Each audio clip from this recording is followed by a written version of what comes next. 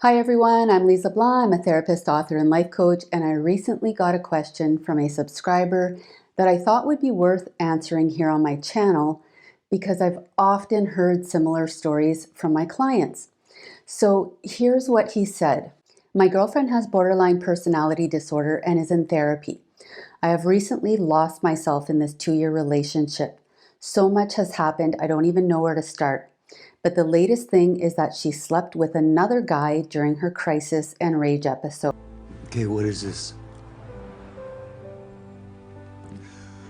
Why would you do this? I was devastated. I broke up with her, and when she feels like I'm going to leave her for good, she gets so desperate, begging, pleading, and apologizing profusely. Please, I'm so scared. I feel sad for her, but it's been cycles of pathological lying and cheating for such a long time. But after getting a bunch of desperate emails, I eventually replied saying that I can't be her boyfriend anymore, but that I would try to help her as a friend. She was super happy, but deep down, I know that it's not healthy for me to stay in her life in any way. I also know that it's a trap. She's going to take this as an opportunity to keep pushing my boundaries until she gets me to agree to give her another chance. She's going to try to spoil me with attention, gifts, and wait until I have a weak moment and offer sex. I miss you. And I love you. I'm still very attracted to her, which makes this very hard. I know I'm a simp, totally codependent. No matter how many times she's lied, cheated, raged at me, manipulated, or disrespected me, I always end up taking her back, even though I know I could never marry her or raise a family with her, because I need stability, respect, and support, but I feel stuck.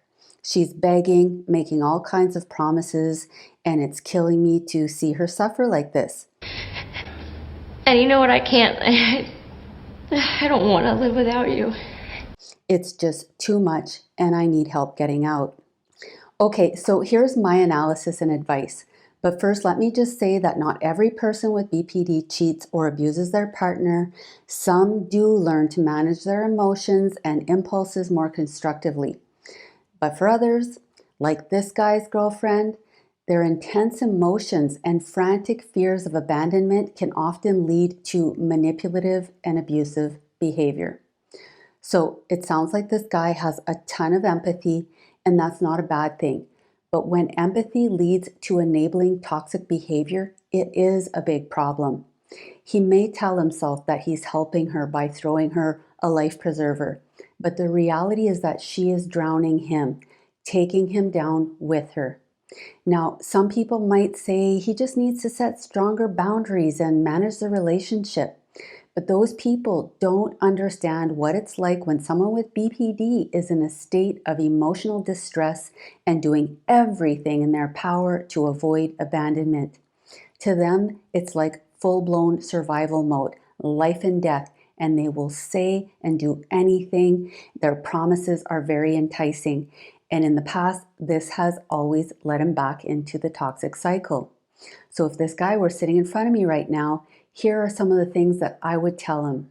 Number one, recognize that this relationship is not good for you or for her. She's sick, and you may think you're doing her a favor and helping her by continuing this cycle of suffering, but you're not. I know we both know that I'm not easy.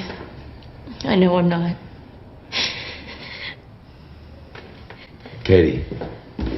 You're enabling her toxic behavior, and by letting her back into your life, it might temporarily relieve her fears of abandonment, but it will also prevent her from truly facing her issues, and it will also prevent you from healing. So start by accepting that it's been 2 years of lying, cheating, raging, abuse, and all kinds of other dysfunction. So it's time to accept that this toxic cycle is harmful for both of you. Number two is step away and stay away. Now, you may believe that her obsession with you is love, but this has way more to do with her intense fear of abandonment and attachment issues. I was so afraid of you leaving me. As much as it's hard to stand your ground when she's so desperate, You also need to understand how harmful it is to repeatedly block and unblock her, break up and get back together, and continue giving her hope that there is possibility for a future with you. I understand you might think that you're being kind and helpful, but you're inadvertently reinforcing her obsessive behavior, intensifying her feelings of abandonment, causing her to become even more frantic and compulsive in her efforts to win you back. Research shows that behaviors reinforced on an intermittent schedule are very resistant to extinction. In other words, even when the rewards are rare, the hope of winning big can keep a person engaged far longer than if the rewards or lack of rewards were consistent. So think of a gambler who keeps feeding the slot machine, driven by the hope that they'll win the jackpot someday. Each win, no matter how small, reinforces their behavior, making them believe that if they just try a little longer, try a little harder, the next big payout is just around the corner. So this pattern of breaking up and reconciling creates a situation where she won't give up hope and will completely refuse to accept your boundaries, escalating her obsessive behavior, maybe even stalking you. Why? Because it's worked in the past. So if you take her back again, just know that this pattern just starts over and gets reinforced, and you both get sicker and more addicted with every cycle. Number 3, get professional help. Recognize that this situation is complex. It is not your run-of-the-mill relationship or breakup. And it's time to seek help from a therapist who specializes in BPD, who understands the intensity and challenges involved in this type of relationship. Someone who can help you deal with your feelings of guilt, obligation, and your own patterns of codependency. This isn't just about getting distance or getting out of this toxic cycle. It's about rebuilding your self-worth, your self-confidence, and your sense of self. Number 4, ask yourself what you'd tell your brother or your best friend if they were in this situation. What advice would you give them? Also, consider asking a few people that you truly trust and respect and ask them what they think you should do. Chances are they will help you see things even more clearly, help you make better decisions, and then ask them for help sticking to those decisions. Number 5, take a moment to really reflect on your future. Let's say you're 35 now. Imagine what your life might look like at 60 if you continue to stay trapped in this toxic cycle. How would staying in this relationship impact your long-term happiness, your personal growth, your overall success? Visualize the toll that years of emotional distress and abuse could take on you. Would you feel fulfilled? Would you find yourself looking back with regret for the time that you spent in this cycle of pain and suffering? So again, this isn't just about distancing yourself from this toxic relationship. It's about opening the doors to new possibilities and starting to create the future that you want to live into. The future is not a fixed reality waiting for you to arrive. It's fluid, and it is based on the choices that you're making today. Number 6, face the reality that you are being abused. And abuse is abuse regardless of the reasons. Now, I get that this woman has a serious personality disorder and that she's in therapy trying to get help. And it's okay to have compassion for her. But you also need to have compassion for yourself. And you need to realize that you don't deserve to be abused and it's not your fault. Also, have enough self-respect to protect yourself from further abuse. I mean, imagine if your child came to you and told you someone was bullying and abusing them at school. You wouldn't say, little Johnny comes from a bad family. He has some big problems. Maybe, you could just be his punching bag for a little longer.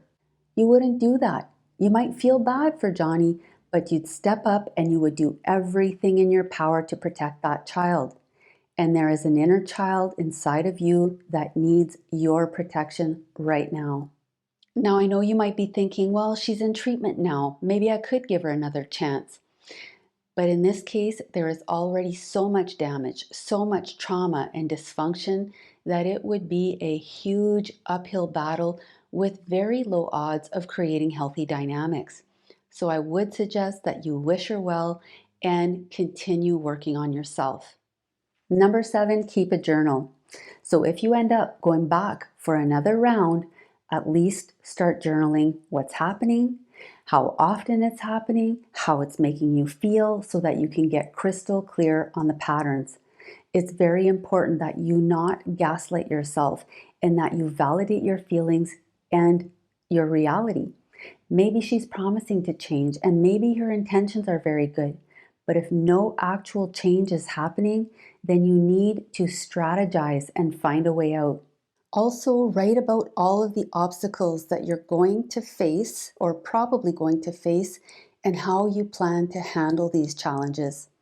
Based on your past experience of all of the times you've ended this relationship, predict what you're likely going to experience and prepare some strategies to counter these challenges. So, for example, get an accountability partner that you can reach out to when you're struggling.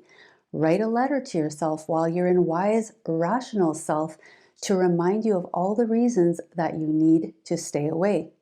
So when you're feeling horrible, in the throes of withdrawal, or when you're feeling stuck in a loop of self-doubt and questioning everything about the relationship, how are you going to handle this differently so that you can experience a different outcome? Number 8, don't beat yourself up. Remember that her hurtful behaviors like cheating, lying, gaslighting you reflect her issues, not your value or your worth. The fact that you've accepted this for so long doesn't mean that you're weak or stupid. It's that you're trauma bonded. You're stuck in a state of cognitive dissonance. You're codependent. You may even be avoiding your own issues by being with someone whose problems are so much more severe than yours. It allows you to be the good guy. Your motivations could also include other benefits like money, sex, validation, or whatever. But it's very important to be honest with yourself about what you're getting out of this relationship, but do so with loads of self-compassion. Shaming yourself, calling yourself a simp or other names will only draw you deeper into a cycle of shame and get you further from healing. So talk to yourself the way you'd talk to your best friend, coach yourself the way you'd coach your child. You've recognized that you have codependent tendencies, and this is a huge step, but please don't beat yourself up for getting into this toxic relationship. Many people do, and it doesn't define you. Number 9, have a safety plan. So you've already set boundaries saying that you can't be her boyfriend anymore, but that does not mean she's going to respect your boundaries, as you already know. First, she is not in control of herself. And second, she's been trained not to give up. She knows that if she continues to chase you and intensify her efforts, that you'll probably take her back. So based on what you've explained, she is likely to continue sending emails, apologizing, begging, pleading, making promises that she can't keep. She may try to get to you through friends and family, maybe show up to places she knows you'll be. So you need to remain clear and consistent because any small crack in the door will be seen as an opportunity to break the door down. So I recommend that you respectfully tell her that you can no longer be part of her life, and then don't read or respond to her messages, ever. Anything you say will only encourage her to keep pursuing you. Now, if you're worried about her safety, then have a neutral third party sifting through the emails and call 911 if there are any threats of self-harm. Don't make the mistake of thinking that you can help her just this one time. And if she shows up to places you go and you're afraid for your own safety, make sure you have witnesses, an exit plan, and take steps to protect yourself. I'm not trying to suggest that all people with BPD are stalkers, but I have seen some extreme cases where they completely refuse to accept the end of the relationship no matter what you say or do. Number 10, prioritize your own healing and self-care. Make time for activities that recharge and rejuvenate you. Now, I know it will be hard at first, and it might seem like you're not able to access positive feelings and you don't feel like doing anything fun. But trust me, there is life beyond this relationship. So embrace self-care practices like meditation, exercise, deep breathing, spend time connecting with supportive friends and family, and just surround yourself with positive people and things that uplift you and reinforce your self-worth. Healing from this type of relationship isn't a quick fix. It takes time and effort.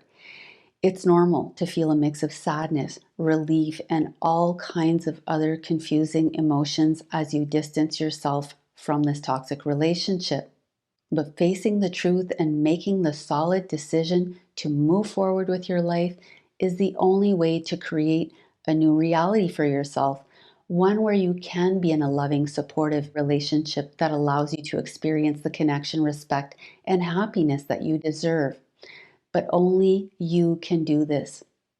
If you found this content helpful, please take a moment to comment, share your experience, subscribe, and to learn more about the problems associated to being the favorite person of someone with BPD, please click on the link above.